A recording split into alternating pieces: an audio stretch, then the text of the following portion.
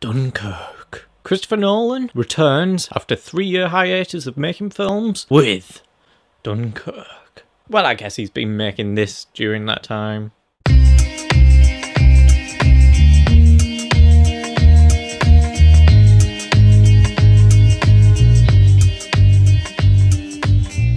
Right, so let's get straight into the pros because there are a lot with this film. This is a masterclass in practical filmmaking. I mean, yes, it's a common thing to say with Christopher Nolan films, but this one, it holds up even more so than the majority of his other films. This is the first film of Christopher Nolan to be set in history. The Battle of Dunkirk back in 1940, and this retells most of those events with a bit of fiction added in here and there. Like, I mean, most of the characters are actually fictional, but that's a way for Christopher Nolan to be able to tell this brilliant narrative. Like I said, practical filmmaking, and what do I mean by that? Well, just have a look at anything in the film. You know the real ships in Dunkirk, the little fishing boat ships? They're the real ships that were actually there during the real Battle of Dunkirk. Not only that, but the Dunkirk beach in the Dunkirk film is the real life beach from the Dunkirk battle. And I think I remember hearing that Christopher Nolan tried to film it in the same spot that things went on, so there's a bit more realism to the film. Not only that, but we've also got real Spitfire planes and enemy planes in this film. So yeah, real life Spitfires flying about. None of that CGI stuff. What you actually see in the film of planes flying about is what actually happened during the filming. Yeah, they even went to the extent of putting an IMAX camera in an actual plane and flew the plane about with an IMAX camera in.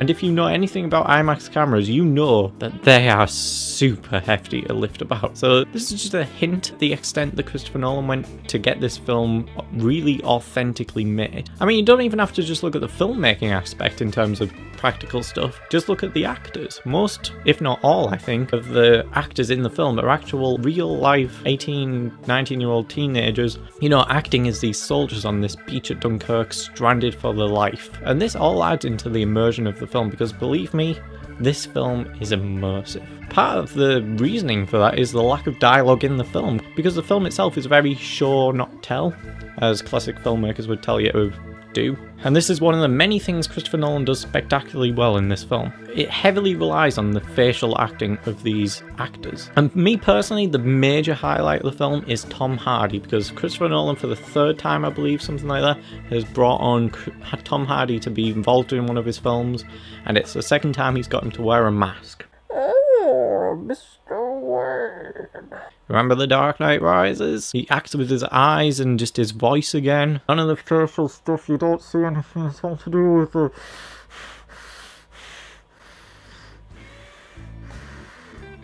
That was my impression of Tom Hardy in Dunkirk.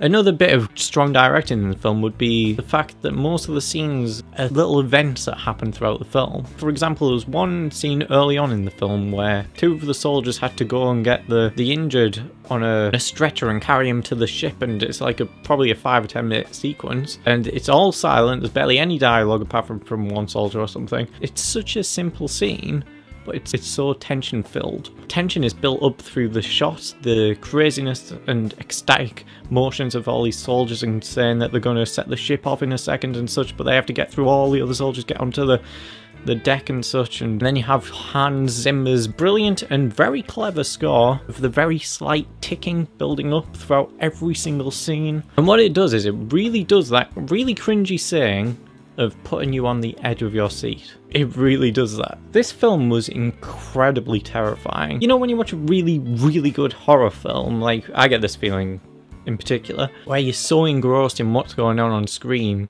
that your eyes are literally fixated on what's going on and whether or not something's going to jump out or something's going to be really scary that you don't really want to see, but you can't resist the temptation to just keep watching and your eyes start watering up. I don't know if that's just me, might just be me, I don't know. Anyway, I got that feeling and that sensation from watching Dunkirk all the time as well. And one weird thing that I noticed today, I saw the film yesterday, but one thing I realised today is that I don't think we ever visually saw any enemy soldiers.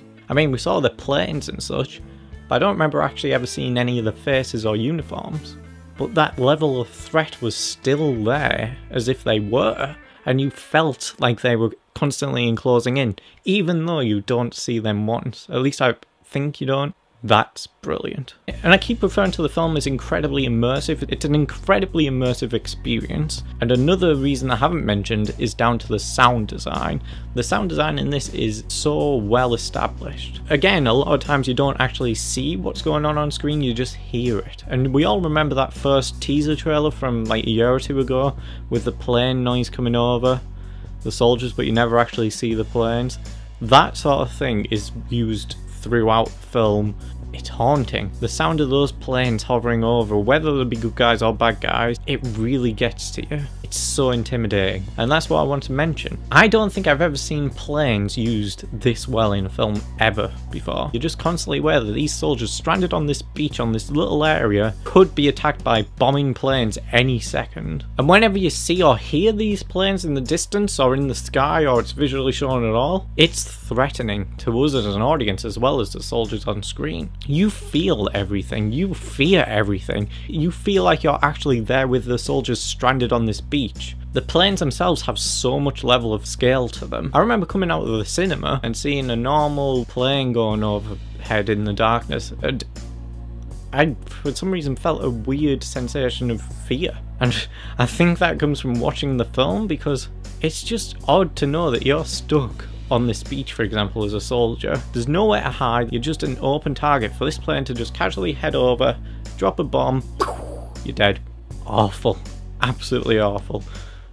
One thing I love about the World War II genre in particular is the mise-en-scène, as in like the set design and the costumes and the just overall look and feel of World War II. There's just something I get from watching a World War II film that I don't get with anything else. It constantly has this level of dread and like suffering and casualty. It's really grim and green and buildings are collapsing. And I'm glad to say this film really shines with the costume design and the set design. It feels like 1940s World War II. And don't get me wrong, this film is a Christopher Nolan film. It plays out through 3 different narratives from 3 different perspectives during this battle, and it focuses on people across land, sea and air. And it's something I didn't quite notice at first until it started randomly cutting between night shots and daytime shots, even though it's meant to take place around the same time. I was like, oh, those title cards at the beginning that refer to timings meant this. It's not all taking place in real time. It's really cleverly structured to build on the tension so that the narrative structure isn't constantly waving in and out of like tension-filled moments and such. So that level of threat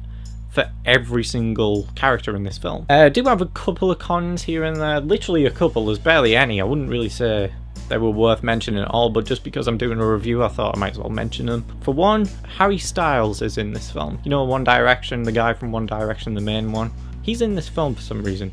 I mean, Christopher Nolan argues that he was just great in the casting. I can buy that, but in the film, I didn't really buy him. He felt like he was acting to me. For one, he's amongst all these other actors, like 18, 19-year-old actors, who you don't recognise. They're all unknown actors. And you buy them as these soldiers on the beach because you don't have any like pre-established knowledge of them. But then you have Harry Styles randomly placed in between them all, trying to act his way and be believable as a soldier, and I'm just like, Harry Styles, what are you doing?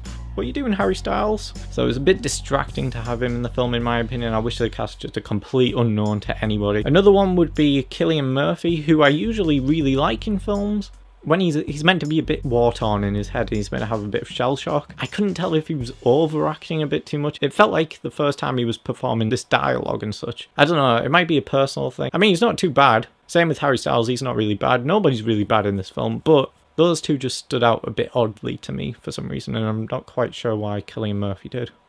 And the last thing, I guess you could say the film has a lack of character depth building, but it kind of works in this film. The film opens immediately just in the action. No bothering building up characters and their backstory and stuff. Just picks some soldiers, plops them in a scene, bang, bang, bang, and you're in the moment with them.